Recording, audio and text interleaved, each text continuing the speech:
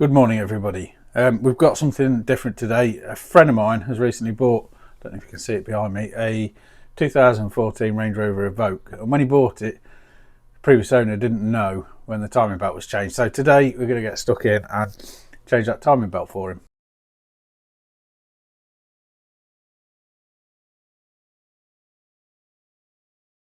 Quite a nice looking little car. It's a 3-door. You don't really see many 3-doors. So we're going to get the belt changed. It's a 2.2 diesel.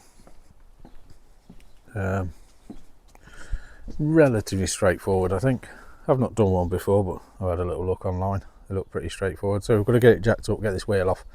We need to access that wheel arch liner, take that off, and then under the bonnet we've got a load of stuff to take apart. So we'll get stuck in by getting it jacked up and getting the bonnet up first.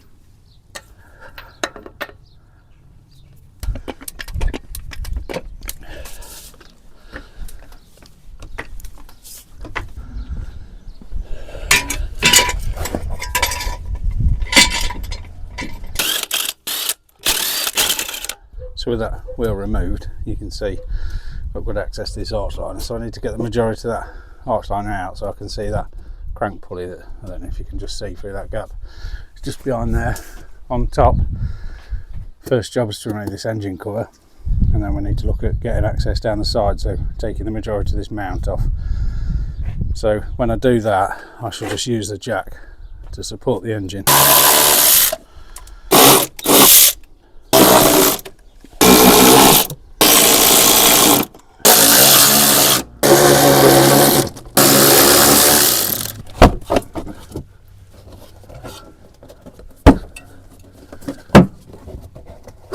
I don't think that idea is going to work. So you can just move that out of the way enough. I think that might work.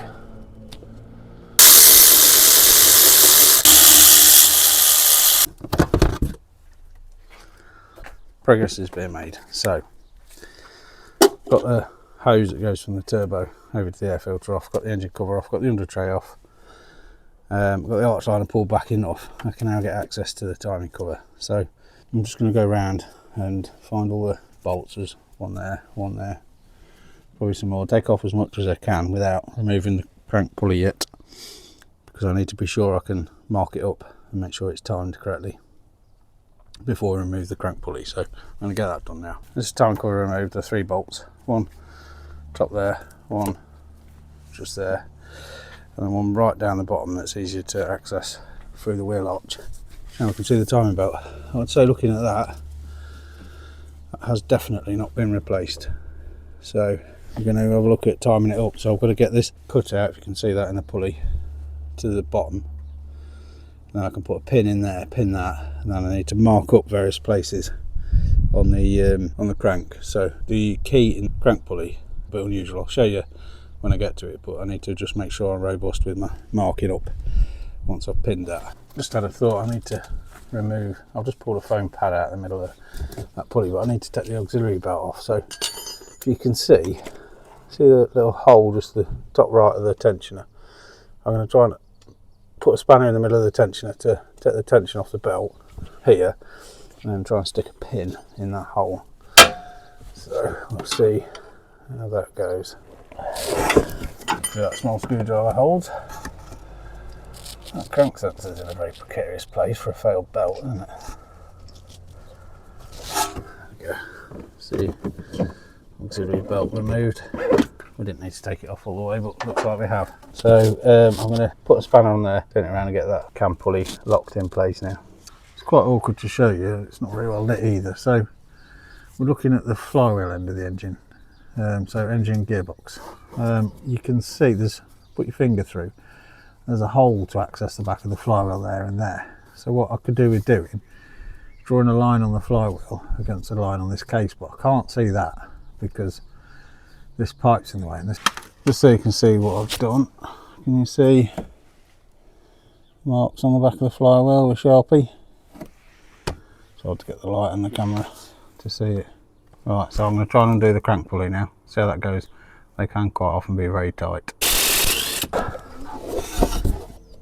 That crank pulley was very tight and had a lot of Loctite on, but can you see now in that pulley there, that keyway, how it's offset. That's why we've marked the crank and the pulley, so when I put it back together I can line it up with the crank rather than that keyway.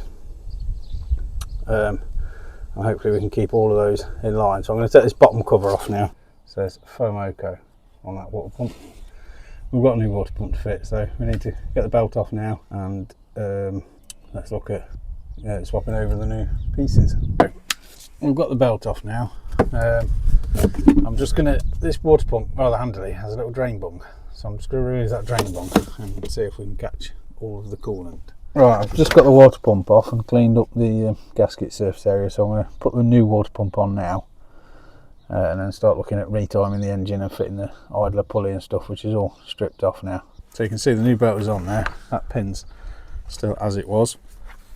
My marks still line up at the bottom at the moment, but you see the elongated hole for the Woodruff key, that's there so that when you take the pin out of the tensioner and the tensioner loads the belt, it allows that crank pulley just to rotate slightly. So what I'm going to do now is just jump underneath and check that my marks are still in place on the back of the flywheel,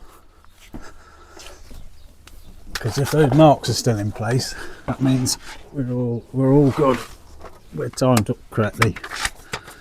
So we can just shine the torch. Again, it's tricky with the camera and the torch, but marks on the flywheel will still line up, so we're good. So I can set the tensioner up now.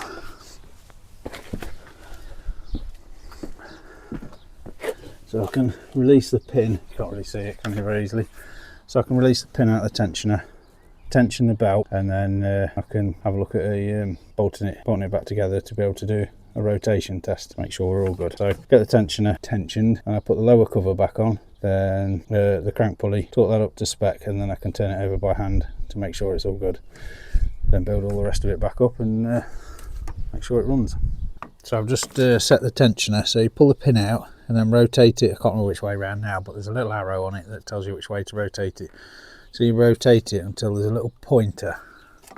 Oops. If you have a look at this one, when you set the right tension, you rotate it so that pointer comes round to a line there. So when it presses against the belt, you'll essentially have that push around. So that's the new belt on. All the lines marks still line up. Tension is tension, the idler pulley is tight, tension is tight. I'm going to put the bottom cover back on and then the crank pulley now, and then I can turn it over by hand and check it's all tight and all good. Apart from the engine cover and the under tray and the arch liner, we're all reassembled. Coolant's back in. I think it's time to go for the first start. Move some things out of the way. Find out what I've done with the key. No matter how much I know everything's timed up correctly, it's nerve-wracking this first start. Press clutch.